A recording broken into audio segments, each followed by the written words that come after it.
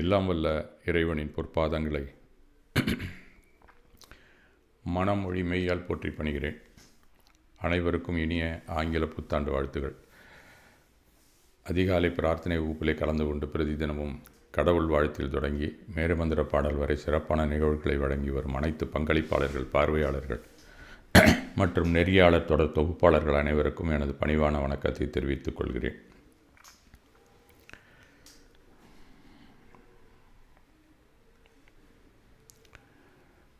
ஒரு அடர்ந்த காடு, அந்த காட்டில் ஒரு கலைமான் இருந்தது. கலைமான் அப்படின்னு சொன்னால் இப்போ புள்ளிமான் நம்ம பார்த்துருப்போம். கலைமான் கொஞ்சம் கருமை நிறமுள்ள உயரமாக இருக்கும். அதனுடைய கொம்புகள்லாம் கூட ரொம்ப பெருசாக இருக்கும். பெரும்பாலும் அதனுடைய கொம்புகளைத்தான் வீட்டிலலாம் வேட்டைக்காரர்கள்லாம் வச்சுருப்பாங்க. பணக்காரன் வீட்டில், ஜமீன்தார் வீட்டிலலாம் பார்க்கலாம். அது மான் கொம்பாக இருந்தால் அது கலைமான் கொம்பாக தான் இருக்கும். ஆண்டலோப் அப்படின்னு சொல்லுவான், ரெயின்டீர் அப்படின்னு கூட அதை சொல்லுவாங்க. அந்த கலைமான் பார்க்குறதுக்கு அந்த மான்னு நம்ம நினைக்கக்கூடிய அந்த அழகு அதுக்கிட்ட இருக்காது. அது ஆண் மான் பெரும்பாலும். இந்த கலைமானுக்கு வாழ்க்கையிலே மிகப்பெரிய வருத்தமே தன்னுடைய அழகில்லாத தோல் தான் அப்படின்னு நினச்சி வருத்தப்படுமா அது அந்த காட்டில் இருக்கும்போது. அருகில் இருக்கக்கூடிய மயிலுக்கு என்ன அற்புதமான தொகையை கொடுத்துருக்கிறார் கடவுள். சிறுத்தையை பாருங்கள், பளபளன்னு புள்ளி புள்ளியாக வச்சு அதுக்கும் கூட அழகாக தோல்லாம் கொடுத்துருக்குறாரு. அப்படி இருக்கும்போது எனக்கு மட்டும் ஏன் கொடுக்கல அப்படிங்கிறது மாதிரி அதுக்கு ஒரு மனசில் ஒரு வருத்தம் இருந்து கொண்டே இருக்கிறது. அந்த ஒரு குரங்கை பார்த்தா கூட அழகான தோலை கொடுத்துருக்குறாரு ஆண்டவன், ஆனால் நமக்கு அழகில்லான தோலை கொடுக்கலையே அப்படின்னு சொல்லி வருத்தப்பட்டு கொண்டிருந்ததாம் அந்த கலைமான். எப்பயுமே அது ஒரு தூக்குனாங்குருவி பார்த்தது. தூக்குனாங்குருவி ஜென்ரலாக நீங்கள் எல்லோரும் பார்த்துருக்கலாம். அது கிராம பகுதியில் இருந்தால் நீங்கள் கண்டிப்பாக பார்க்கலாம். ஈச்ச மரத்தில் தான் அதிகமாக கூடு கட்டும். சில இல்லைன்னா மற்ற அந்த மரத்துங்களில் கொம்பு கொஞ்சம் நீட்டமாக இருக்கிறதுல கட்டி தொங்கும். அது லேசாக காற்றுல ஆடிக்கொண்டு இருக்கும். அதனுடைய கூடை அழகாக இருக்கும். அது பேர் வீவிங் பேர்டு, வீவர் பேர்டு, போயா வீவர் அப்படின்னு சொல்லி டிஃப்ரெண்ட்டாக ஒவ்வொரு நாட்டிலையும் அது நெய்யக்கூடிய ஆற்றல் உள்ளது அப்படிங்கிறது மாதிரி சொல்லுகிறார்கள். அந்த தூக்குனாங்குருவி என்ன பண்ணும், 2 விதமான கூடுகள் கட்டும். இதெல்லாம் நீங்கள் படிச்சுக்கணும். அப்போ இந்த குழந்தைங்க ஜென்ரலாக கலைமான்னு சொன்னால் அதோடய வயசு என்ன இருக்கும், 10லேருந்து 12 ஆண்டுகள் இருக்கும். தூக்குனாங்குருவின்னு கேட்டால் 2 வருஷத்துலேருந்து 4 வருஷம் வரைக்கும் தான் இருக்கும். இதெல்லாம் இந்த மாதிரி அனிமேஷன், கார்ட்டூன் இதெல்லாம் படிக்கும்போது அந்த பேர்டை பற்றியும் நம்ம கொஞ்சம் படித்து வச்சுக்கிறது பிற்காலத்தில் நமக்கு வசதியாக இருக்கும். அதுக்குன்னு தனியாக புக்கெல்லாம் இருக்குது. ஆர்னித்தியாலஜின்னு ஒரு சப்ஜெக்டே தனியாக இருக்கிறது. அதனால் அந்த வீவிங் பேர்டு என்ன பண்ணும், அங்கங்கே கிடைக்கக்கூடிய நார்கள், நரம்புகள், வாழை நார் கூட எடுத்துகிட்டு போகும். வைக்கோல், புற்கள் இது மாதிரி இருக்கிறதெல்லாம் எடுத்துகிட்டு போய் அழகாக கூடு கட்டும். அதில் ஒரு ஓட்டை மேல் பக்கமாக கொஞ்சம் அந்த விலா பக்கமாக ஒரு ஓட்டையை வச்சு அதில் தான் அது தன்னுடைய மேட்டிங் வச்சுக்கும். அதன் பிறகு அது முட்டையிட்டு குஞ்சு பொரிக்கிற நேரத்தில் இன்னொரு கூடு கட்டும். அது அடிப்பக்கமாக இருக்கும். அதுக்கு ஓட்டை 2 விதமான கூடுகளை கட்டும். அது அடிப்பக்கமாக தான் அது தன்னுடைய முட்டையெல்லாம் வைக்கிறதுக்குன்னு தனியாக ஒரு மெத்துன்னு ஒரு மெத்தையாட்டம் உள்ளே வச்சு அதில் தான் அந்த குருவிகள், அந்த குஞ்சுகள்லாம் பொரிக்கும். அந்த மாதிரி 2 விதமான கூடுகள். அதனுடைய ஆண் தூக்குனாங்குருவி தான் அந்த முட்டைகளையும் அந்த குஞ்சுகளையும் பாதுகாக்கும். இறை தேடிட்டு கொடுக்கும்போது மாறி மாறி 2மே இருந்து கொண்டு எந்த ஒரு எதிரிகளிடமிருந்தும் தன்னுடைய வாரிசுகளை பாதுகாக்கக்கூடிய திறமையான ஒரு குருவி அப்படின்னு சொன்னால் அந்த தூக்குனாங்குருவி தான். அதனுடைய ஹிஸ்ட்ரி அதுதான். அது தங்களுடைய அதுலேயே உள்ளுக்குள்ளே இருட்டாக இருக்குங்கிறதுனால அந்த மின்மினி பூஜையெல்லாம் கூட கொண்டாந்து போடும் அப்படின்னு சொல்லுவாங்க. உள்ளுக்குள்ளே வெளிச்சம் இருக்கணுங்கிறதுக்காக. வெளியில் இருக்கக்கூடிய வெளிச்சம் உள்ளே இல்லை அப்படிங்கிறதுக்கு அந்த மாதிரியான ஒரு புத்திசாலியான ஒரு பறவை அது இந்த கலைமானை பார்த்துட்டு அது என்ன சொல்லுது, என்னாச்சு உனக்கு, ஏன் இப்படி நீ டல்லாகவே இருக்க அப்படிங்கிறது மாதிரி அதை கேட்குது. இது என்ன சொல்லுது, அட நீ வேறப்பா, எனக்கு இருக்கிற கவலை ரொம்ப பெருசாக இருக்குது எனக்கு அப்படின்னு சொல்லி அது கொஞ்சம் அங்கலாச்சிக்கிட்டோன்னு, என்ன விஷயம் அப்படின்னு கேட்டாக்கா, என்னுடைய உடம்பில் இருக்கிற கலர் எனக்கு பிடிக்கவே இல்லை, ரொம்ப மோசமாக இருக்குது. மற்றவங்களுக்கெல்லாம் எவ்வளோ அழகான அந்த தோலை கொடுத்துருக்காரு ஆண்டவன், எனக்கு மட்டும் மோசமாக கொடுத்துருக்காருன்னா, இதை பற்றி நீ ஒன்றும் கவலைப்பட வேண்டியதே இல்லை.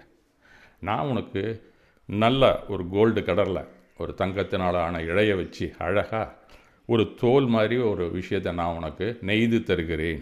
அதை அங்கி மாதிரி நான் செஞ்சு தரேன். அது உன்னுடைய பழைய தோலை முடிஞ்சதுன்னா கைட்டி போட்டுட்டுக்க, இல்லை அதுக்கு மேலேயே இதை ஓவர் கோட் மாதிரி வேணாலும் போட்டுக்கோ அப்படிங்கிறது மாதிரி அது சொல்லி, அதுக்கு உன்னை பார்க்குற எல்லா விலங்குக்கும் ஆச்சரியமாக இருக்கும். என்னடா இந்த கலைமான் இவ்வளோ சூப்பராக ஆகிடுச்சே அப்படிங்கிறது மாதிரி அதுங்களுக்கெல்லாம் திங்கிங் வரும்.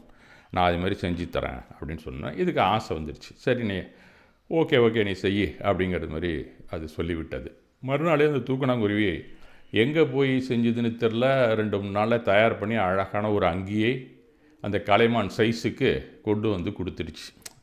இதெல்லாம் நடக்குமாங்க அப்படின்லாம் கேள்வி கேட்கக்கூடாது. இந்த மாதிரி செய்யக்கூடிய ஆற்றல் திறமை இருக்கிறது அப்படிங்கிறது தான் இந்த கதையில் நாம் தெரிந்து கொள்ள வேண்டிய உண்மை. எல்லா பேர்ட்ஸோ இல்லை அனிமல்ஸுக்கு எல்லா விதமான ஆற்றல்களும் பேச தான் தெரியாது. மற்றது எல்லாமே அழகாக செய்யக்கூடிய திறமை உள்ளவைகள் தான். அதனால தான் எல்லா ஞானியருமே கிட்டத்தட்ட காட்டில் போய் தான் ஞானம் அடைஞ்சிருக்கிறாங்க. மகாவீரர் 12 ஆண்டுகள் இருந்ததுக்கு அப்புறம் தான் அவருக்கு முழுதுணர் ஞானமே வந்திருக்கிறது. அதனால் அவங்க கொடுக்கக்கூடிய ஞானங்களை தான் நாம் இன்றைக்கு நமக்கானதாக நாம் எடுத்துக்கொண்டு இருக்கிறோம். அதுலேருந்து என்ன தெரிகிறது? அங்கே இருக்கக்கூடிய மிருகங்களை பார்த்து அங்கே இருக்கக்கூடிய பறவைகளை பார்த்து அங்கே இருக்கக்கூடிய தாவரங்களை பார்த்து தான் ஞானமே கூடுகிறது. அதனால் இந்த மாதிரிலாம் இருக்கா இல்லையான்னு கேட்குறதுக்கு அவசியமே இல்லை. அதனால் கண்டிப்பாக இந்த மாதிரி ஒரு கதை நடந்திருக்கலாம் உள்ள அப்படிங்கிறது மாதிரி நாம் எடுத்துக்கொள்வது நம் வாழ்க்கைக்கு பொருத்தமாக இருக்கும்.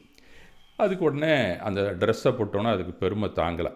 மேலே போட்ட ட்ரெஸ்ஸை பார்த்தோன்னே உடனே அங்கே இருக்கிற விலங்குகள்லாம் அதை பார்க்குது. இந்த கலைமானுக்கு எப்படி ஒரு அற்புதமான ஒரு தோல் கிடச்சிது அப்படின்னு எல்லாம் கைதட்டி மகிழ்ச்சியிலே குதித்து கொண்டு இருந்தார்கள். இந்த மகிழ்ச்சியோட அதை கொஞ்ச நாள் அதை ஓடிச்சு ஆடிச்சு அங்கங்கே சுற்றிக்கிட்டு இருந்தது. காடு சுற்றி வந்துக்கிட்டு இருக்கும்போது ஒரு நாள் அந்த காட்டோட எட்ஜுக்கு வந்துடுச்சு. இந்த ஓரத்துக்கு காடு முடிகிற இடம் இருக்கு இல்லையா, அந்த இடத்துக்கு வந்துடுச்சு. அங்கே ஒரு வேடன் வில் அம்போட உள்ளே நுழையிறான்.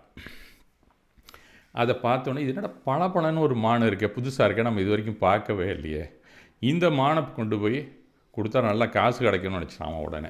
உடனே என்ன செய்கிறான், அந்த வேடுவன் உடனே அதை தன்னுடைய அம்பையை எடுத்து அந்த மானை குறி வைக்கிறான். ஏன்னா அதை காலி பண்ணிட்டால் நம்ம எடுத்துகிட்டு போயிடலாம், அது கை கால் ஒடிஞ்சதுனால நம்ம எடுத்துகிட்டு போயிடலாம் அப்படிங்கிறது மாதிரி. அந்த அம்பு அந்த மான் மீது படாமல் ஜஸ்ட் மிஸ், அவ்வளோதான், அது தப்பிச்சிக்கிச்சு அந்த நேரத்தில். உடனே அது பார்த்து ஐயோ நம்ம உயிரே போகும்போது இவன் என்ன நம்மளை விடமாட்டான் போல இருக்குன்னு உடனே ஓட ஆரம்பித்து விட்டது. அதுக்கு புதுசாக போட்டிருக்க தோல் கொஞ்சம் வெயிட்டாக இருந்ததுனால அது தூக்கிட்டு ஓடுறதுக்கும் அது ரொம்ப கஷ்டமாக இருந்தது. முடிஞ்ச வரைக்கும் உயிரோடு இருக்கணுமே, சாழ்வா வாழ்வா அப்படிங்கிற ஒரு சிரமத்தில் அது அந்த தோலை போட்டுக்கிட்டு அந்த ஓவர் கோட்டோடு ஓடிக்கொண்டே இருக்கிறது. இவனும் எங்கடா போதுன்னு பின்னாடியே துரத்துக்கிட்டு போய்கொண்டே இருக்கிறான். அந்த பளபளப்பான அந்த கோல்டன் கலரில் அந்த தோல் இருந்தோன்னே அது எங்கே போனாலும் அவனுக்கு கண்ணுக்கு நல்லாவே தெரிகிறது. இப்படி அது நல்லா மஞ்சள் கலராக இருக்குது, லைட்டு குறைச்சலாக இருந்தாலும் பளபளன்னு தெரியுதா. அவன் அம்பு விட்டுக்கிட்டே போகிறான், தப்பிச்சுக்கிட்டே போய் கடைசியில் ரொம்ப தூரம் போனோன்னா உள்ளுக்குள்ளே காட்டுக்குள்ளே போனோன்னா ஒரு சேறு நிரம்பிய ஒரு ஓடை அங்கே இருக்கிறது. அந்த சேத்துல போய் விழுந்தோன்னே அதால் உடனே ஏந்திரிக்க முடியல. அதில் ஆட்டி எழுந்திரிச்சதில் அந்த தோல் கிழிந்து விட்டது மேலே இருந்தது. அதை விட்டு பழையபடி தன்னுடைய ஒரிஜினல் அந்த உடம்புல என்ன இருக்குமோ அந்த தோலோடையே ஓடி வந்தது. அந்த வேடன்கிட்டேருந்து அதன் பிறகு தப்பித்ததாக அந்த கதையிலே சொல்லப்படுகிறது. அப்படி ஒரு வழியாக தப்பிச்சோன்னு பொழைச்சோன்னு நேராக அந்த வீவிங் பேர்டுக்கிட்ட வருது, அதை தூக்கணாங்குருவியை பார்க்குறதுக்கு. உடனே அந்த தூக்கணாங்குருவி என்ன ஆச்சு, ஏன் பழைய தோலை எடுத்து மாட்டிக்கிட்டு இருக்க, ஏன் அதோட நிற்கிற அப்படின்னு சொல்லி அது கேட்குது. அட போடா, அந்த புது தோலை மாட்டிக்கிட்டு உயிரே போக இருந்தது அப்படின்னு சொல்லி இது வருத்தப்படுகிறது. பழைய தோலோட அழகில்லாமல் இருந்தாலும் உயிர் பிழைத்து வாழ்ந்தாலே போதும்டா சாமி அப்படின்னு சொல்லிட்டு காற்றுக்குள்ளே அந்த கலைமான் ஓடியதாக அந்த கதையை நிறுத்தியிருக்கிறார். சரி, இந்த கதையினால் நமக்கு என்ன அப்படின்னு சொல்லி பார்த்தா அது என்ன சொல்லுது, நமக்கு சொல்ல வந்த கருத்து என்ன அப்படின்னு நம்ம பார்க்கணும்ல. அந்த சேத்துலேருந்து விழுந்து தன்னுடைய உடம்புல இருக்கிறதெல்லாம் கட்டினதுக்கப்புறம் அந்த கலைமானுக்கு வாழ்க்கையிலே ஒரு நல்ல ஞானம் கிடைத்தது. நாம் எப்படி படைக்கப்பட்டிருக்கிறோமோ அதன்படி வாழ்வது தான் முறையான வாழ்க்கை. அதிலிருந்து நாம் எப்போ முரண்படுகிறோமோ நாம் கஷ்டப்பட வேண்டியது தான் அப்படிங்கிற ஒரு உண்மையை அந்த மான் தெரிந்து கொண்டதாக அந்த கதாசிரியர் முடிக்கிறார்.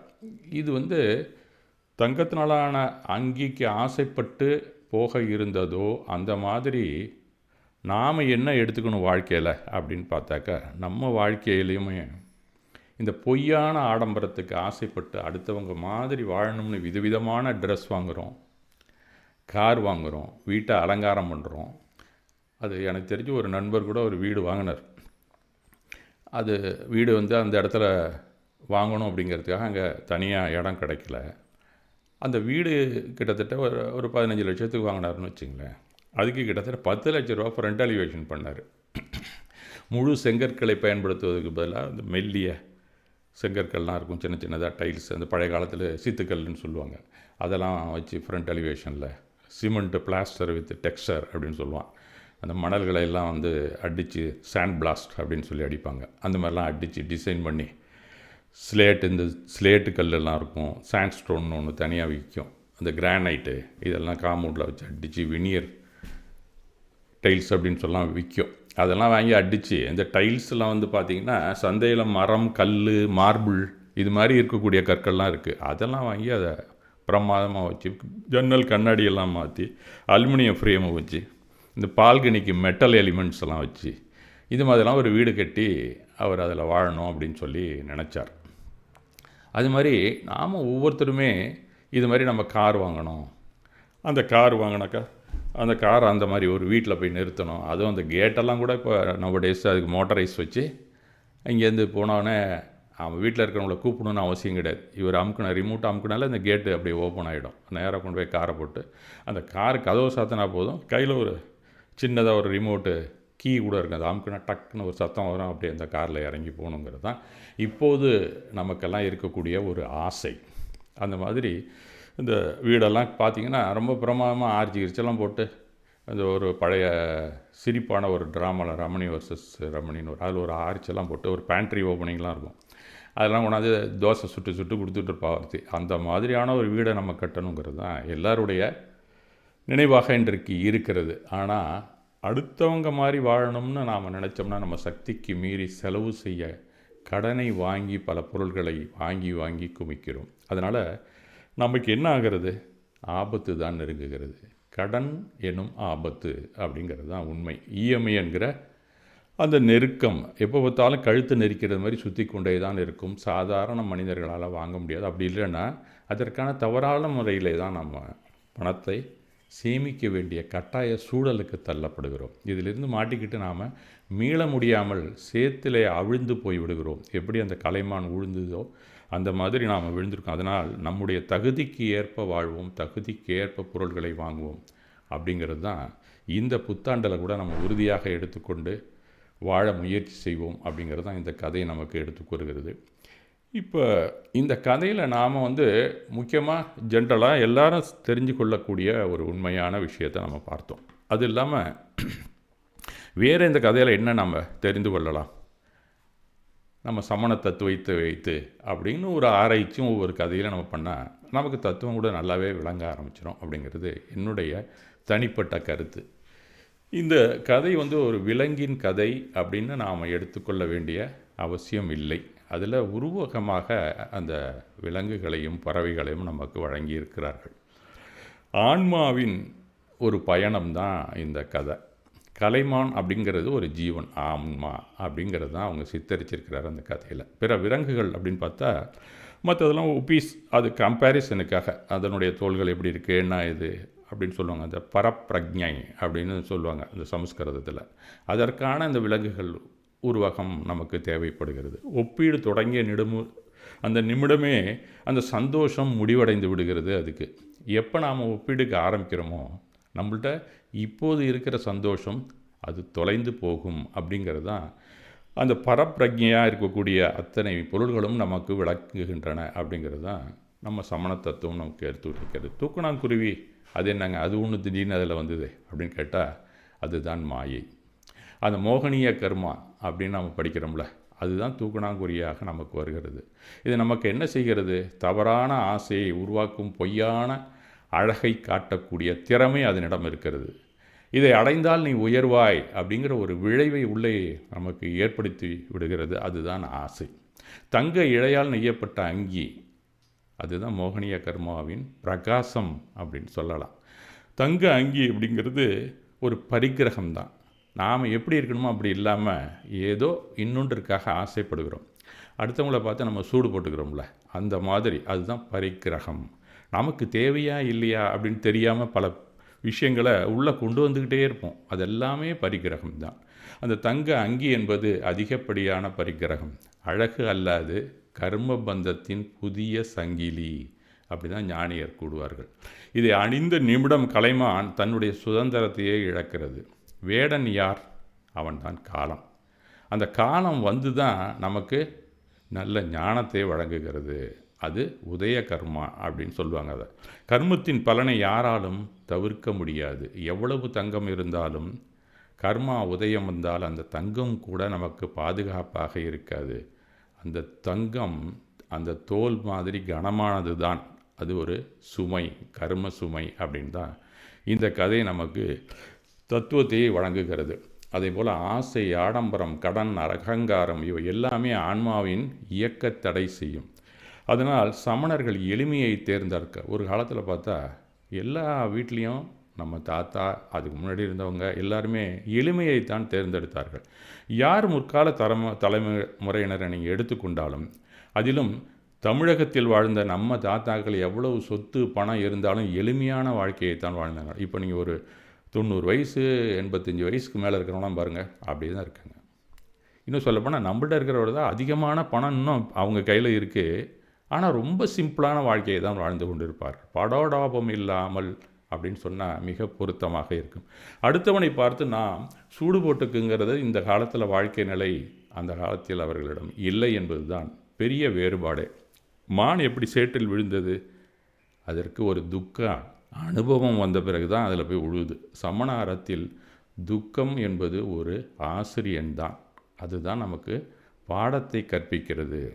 இது உன் இயல்பல்ல, உன்னுடைய பழைய தோல் தான் உண்மையானது இது. அப்போ அந்த பழையது அப்படிங்கிறது என்ன? அதுதான் அபரிக்கிரகம். சமத்துவம், திருப்தி, ஆன்ம சுத்தி, இதுதான் சமண வாழ்க்கையின் அடையாளம். அதனால் ஆசை அப்படின்னு வந்தாலே கர்மபந்தம் தான். பரிக்கிரகம் துக்கத்தின் விதை. கவனமாக நாம் இருக்க வேண்டும் என்பதைத்தான் நாம் தெரிந்து கொள்ள வேண்டும். அப்போ நாம் விடுதலைக்கான பாதையை எது காட்டுகிறதுனா அபரிக்கிரகம் தான். எளிமை ஆன்ம சுத்தியை எப்போதும் அளிக்கும் அப்படிங்கிற உண்மையான பொருட்பற்றிலிருந்து நாம் என்றைக்கு விடுதலை பெறுகிறோமோ அதுதான் நம்மளுடைய அறம் நமக்கு எடுத்து காட்டுகிறது. ஆகவே அபரிக்கிரகமே ஆன்மாவின் உண்மையான ஆபரணம் என்பதை நாம் தெரிந்து கொள்ள வேண்டும் என்பதுதான் இந்த கதை நமக்கு எடுத்துரைக்கிறது. மிக்க நன்றி. மீண்டும் இன்னொரு நாள் சந்திக்கலாம்.